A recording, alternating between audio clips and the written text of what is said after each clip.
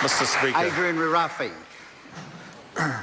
Ka tira tēnā anō tātou. O tira anei au e tuku miti atu ki a Ngati Haua, ko tai mai I tēnei rā whakahirahira mō tēnei pānuitanga o tēnei pire. Nō reira, tēnei te miti atu ki a koutou, ki a koe anō hoki e te tumuaki, tēnei hoki te miti ki a koe e roto e ngā manaakitanga o rātou mā I te wā ingaro.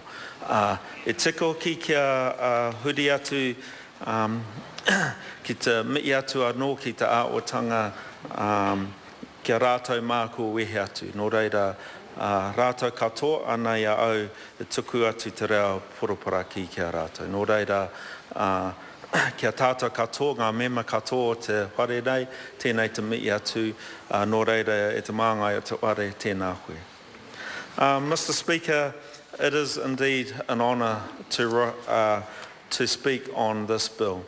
I've read through the historical account and the deed of settlement, and what it highlights to me is the ongoing action of Ngati Haua to address the breaches of the Treaty of Waitangi. We've already heard from members of the actions of Wiremu Tamihana. I want to particularly pay attention to the deeds of his son, Tupu Taingakawa. Can I read an extract from the historical account? In the early decades of the 20th century, Tupu Taingakawa continued to petition and protest for the rights of all Māori under the treaty to be upheld by the Crown, securing nearly 30,000 signatures to one petition. In 1909, Tupu Taingakawa presented this petition to the government. The government denied the allegations levelled that the Crown had breached the Treaty of Waitangi, including through its confiscation of Waikato land during the 1860s. It carries on to say, when Mahuta died in 1912, his son Te Rata was anointed as king by Tupu Taingakawa as the tumuaki. In 1914, Taingakawa and King Te Rata travelled to London in hope of gaining redress for their grievances from the British Crown. The pair were introduced to King George V and Queen Mary, but their appeal was referred back to the New Zealand government. In 1924, Tupu Taingakawa returned to London, this time in the company of the prophet Tahu Pōtiki Wiremu Rātana. They were denied the opportunity to present their petition signed by 34,000 people to King George V, but subsequently travelled to Geneva in the hope that the League of Nations would intervene to secure justice for the Māori people. The petition, along with a copy of the Treaty of Waitangi and a huia feather and a kiwi cloak, were deposited with the League of Nations by Tupu Taingakawa. So I mention these because it shows ongoing action to address the breaches of the Treaty of Waitangi. And it is an honour, it's an honour for me to stand and speak to this particular bill because of those connections between Tainui, the Kingitanga and Rātana. The name Tupu Taingakawa is very well known in the place that I come from, Rātana. It's a huge-ish thing to get a petition of 30,000 people today in 2014 with all of the technology that we have available to us. But imagine in 1909 that a gentleman by the name of Tupu Taingakawa was able to collect 30,000 signatures and then again be part of another petition some 10 years later to collect another 34,000 signatures for a petition. This represented a huge number of the Māori population at that time. And it should be acknowledged in this House again that these petitions are finally being addressed today. So I want to acknowledge the negotiators of this bill, of this settlement. I want to acknowledge the tenacity, the fortitude and the resilience of the Ngati Haua people over a period of more than 160 years to get to settlement today.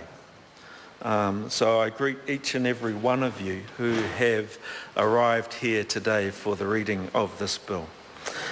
Within the bill also, Mr. Speaker, are Crown acknowledgements and the apology. As every settlement has in it.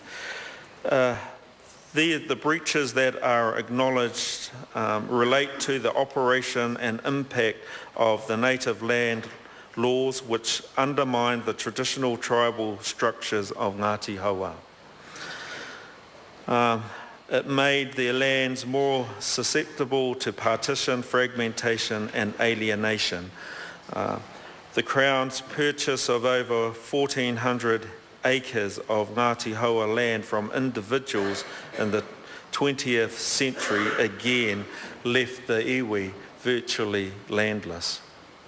And so I stand here today, as I have in the former bill, to acknowledge the work that the people of Ngati Haua have put into this settlement and addressing. And indeed, again, I have to say, as I've said on the two previous times that I've spoken in the House on settlement bills, that this iwi has performed an act of generosity in settling this claim. It is indeed a start.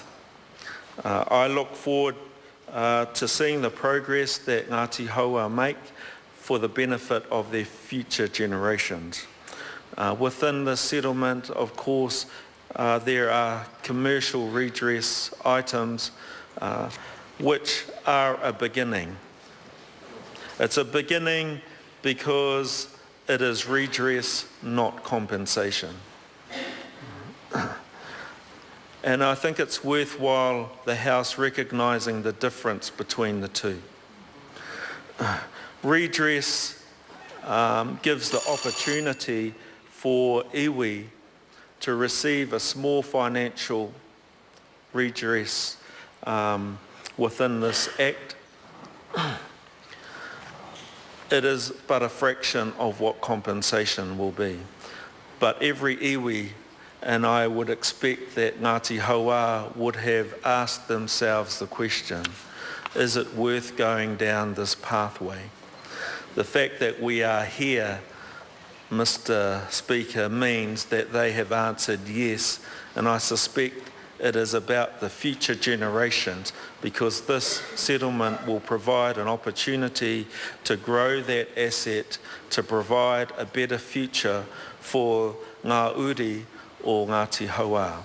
So finally, Mr. Speaker, I want to acknowledge again all of the people that have come here today to celebrate the passing of this legislation into law. Nō reira, kia koutou katoa, Ngati Haua, o tira kia koe anō hoki, e te tumua ki ana ia hau, tuku mei atu mai i taku pāti o te rōpū reipa, o tira mai i tōku rohe, mai i tōku kāinga, me tōku āna o rātana pā, kia koutou katoa, nō reira tēnā tātou.